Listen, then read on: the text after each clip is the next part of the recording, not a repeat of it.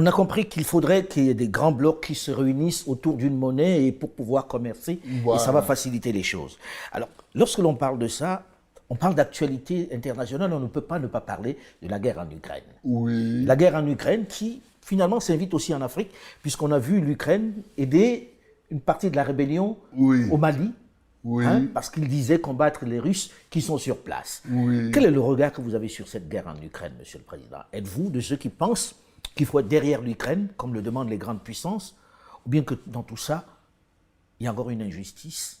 Si il y a une injustice, moi je pense, quand je vois la guerre d'Ukraine, je pense en 62 à ce qui s'est passé à Cuba. La baie des cochons, la crise de la baie des cochons. En 62, l'Union soviétique de Khrouchtchev a installé des missiles à Cuba.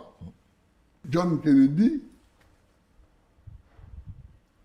a menacé de déclencher la Troisième Guerre mondiale si jamais ces missiles n'étaient pas Évacués. évacués.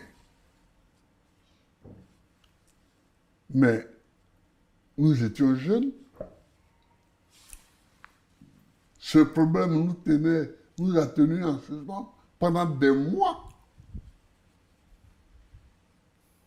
Et finalement, après moult négociations,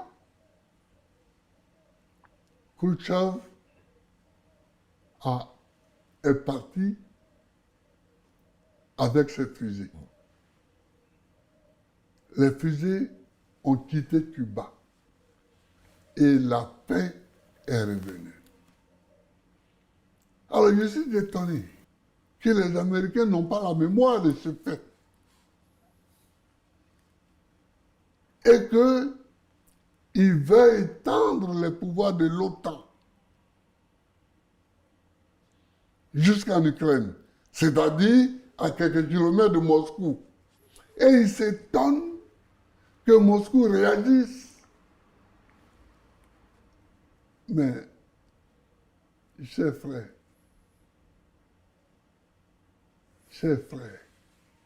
quand on tape quelqu'un, on a toujours la même manière de réagir.